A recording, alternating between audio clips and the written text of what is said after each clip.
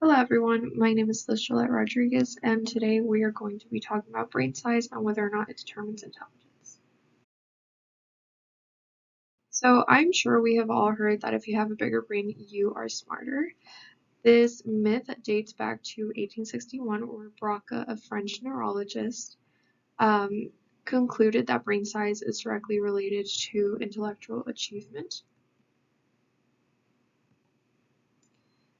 This myth continued all the way through the 19th century, and it was due to scientists using inaccurate data to promote that racial, sexual, and class inferiority were caused by low cranial capacity.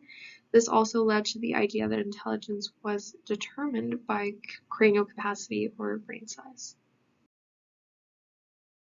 About Albert Einstein, just as a little fun fact, the average IQ is between 85 and 115, while his IQ was 160.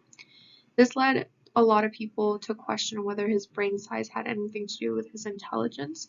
And in 1955, shortly after his death, his brain was weighed at 1,230 grams.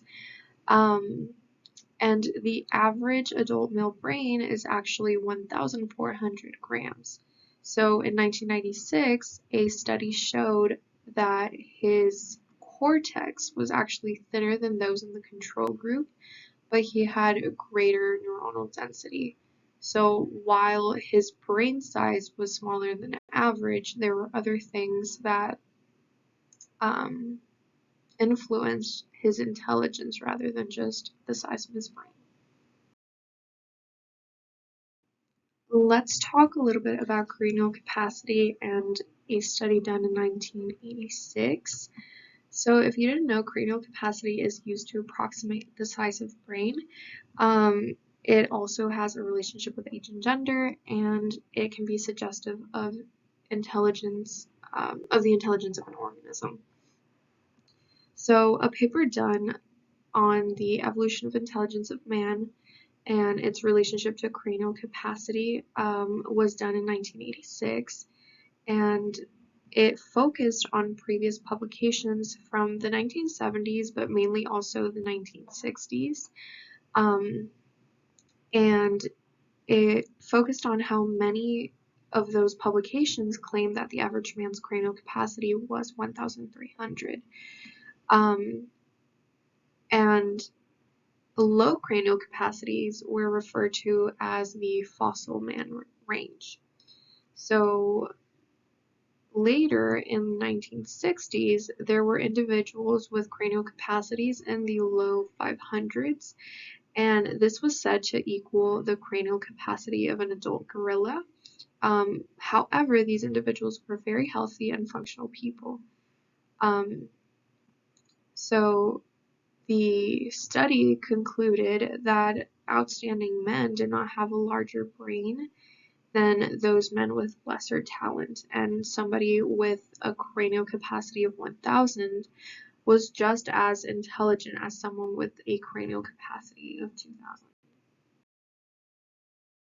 Looking at brain cells and IQ, there was a study done with 50 male brains of participants who died between the ages of 20 and 52 years old, and they used previous documentation of IQ, of their IQ scores when they were just 18 to 20 years old. And this study was using 3D probes to estimate the total cell numbers in the brain. And they looked at total number of neurons, oligodendrocytes, astrocytes, microglia, cortical volume, surface area, and thickness of the brain. And they quickly found that IQ scores did not correlate significantly with any of them. And they also found that IQ scores did not correlate significantly with white matter volume, gray matter, brain weight, nor lateral ventricles. They concluded that while larger brains contain more neurons and glial cells, gray and white matter, this did not necessarily mean that bigger brains meant greater intelligence. brain size and cognitive ability. This study mentioned how previous studies failed to address genetic and environmental factors, and they used 36 female sibling pairs and studied their cognitive ability using MRI scans and cognitive tests that focused more on the involvement of the prefrontal cortex. And they found a weak correlation between brain volume and cognitive performance among siblings. And overall, that other factors such as competitions between siblings and age suggest that cognitive ability is influenced by complex interactions, not just brain size, and genetics play a very small role in influencing brain volume and cognitive ability association.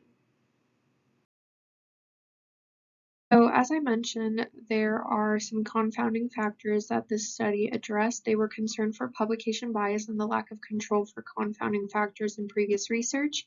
They controlled for sex, age, height, socioeconomic status, and population structure, and they used individuals of European descent as they were slightly taller, and that meant slightly larger brains, and they performed slightly better on intelligence tests because they had more favorable environments.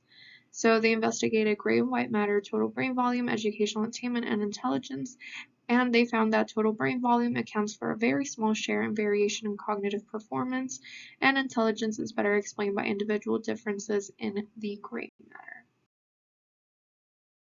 Size alone does not determine intelligence, and more brain cells does not equal higher IQ. So even though it is not a 100% fact that the brain size determines intelligence, there are still people who will find correlations here and there that will continue to keep this myth alive. But it is really important to consider that more factors play a role in influencing intelligence, not just brain size.